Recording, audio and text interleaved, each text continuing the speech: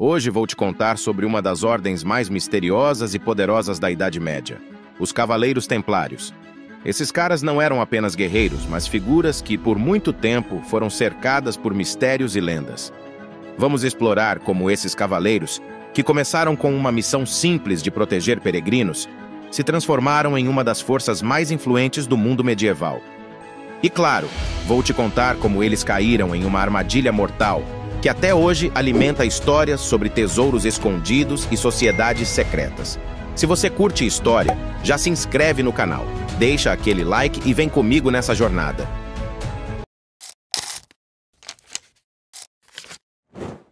Imagina só, estamos no ano de 1119, no meio das cruzadas, e 9 cavaleiros liderados por Hugo de Payens estão em Jerusalém. Eles não tinham grandes riquezas nem um exército gigantesco. O que eles tinham?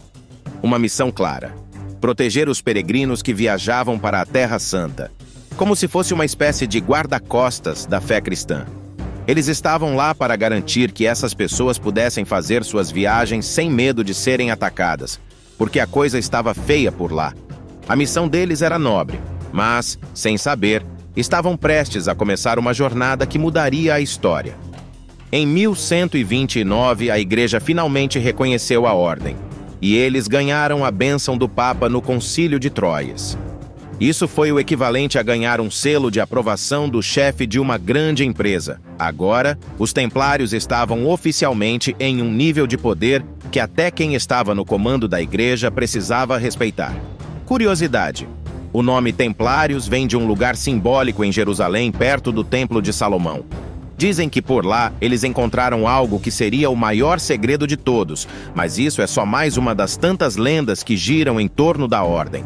Será que o Santo Graal estava realmente nas mãos deles? Com o tempo, esses cavaleiros se tornaram algo mais do que simples defensores da fé. Eles se tornaram uma espécie de super-heróis medievais, com habilidades e recursos que ninguém mais tinha. Castelos e fortalezas. Eles construíram castelos como o Craque dos Cavaleiros, que eram quase intransponíveis, como se fossem fortalezas futuristas em um jogo de estratégia.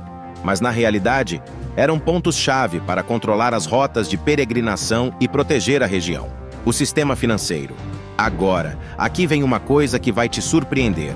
Os Templários criaram um sistema de crédito. Isso mesmo, algo que a gente só associa com bancos modernos.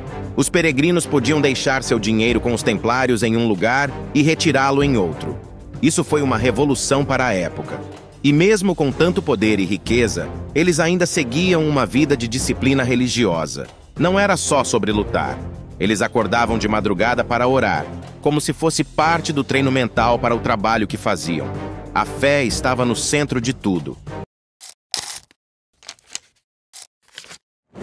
Agora, vamos dar uma olhada no cotidiano desses cavaleiros. Imagina acordar todo dia em uma fortaleza medieval, com os primeiros raios de sol entrando pelas frestas das janelas. Mas antes de qualquer coisa, o dia de um cavaleiro começava com a oração. Eles eram devotos, e a espiritualidade era a parte fundamental da vida deles.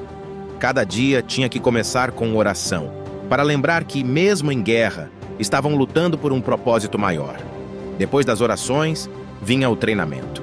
Agora pensa no treinamento de um cavaleiro como a rotina de um atleta de alto nível, mas com espada e armadura. Eles passavam horas praticando combate, seja com espada, lança ou até mesmo em montaria, porque um cavaleiro tinha que ser tão habilidoso em cima de um cavalo quanto em batalha. Mas não era só luta, era também sobre estar sempre preparado para os desafios da guerra e da defesa. Eles tinham que estar prontos para tudo, como se fosse uma espécie de preparação para a vida medieval. E quando o treinamento terminava, era hora de comer. Mas na boa, a alimentação não era como a gente imagina um banquete real. Era simples, tipo um arroz com feijão medieval.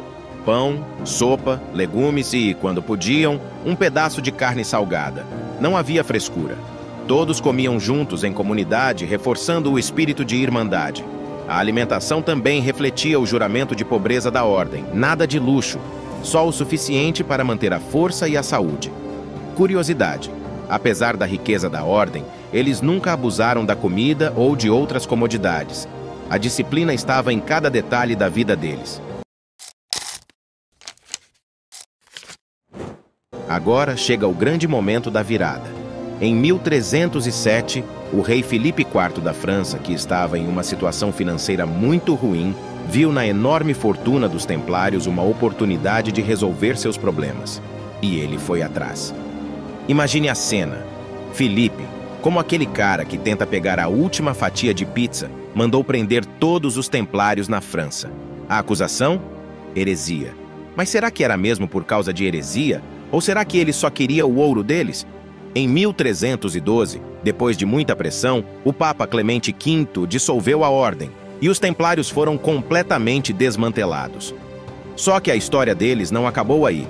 O último líder da ordem, Jacques de Molay, foi queimado na fogueira e antes de morrer, ele amaldiçoou o rei Filipe e o Papa.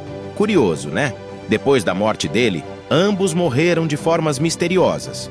Coincidência? Ou um destino macabro?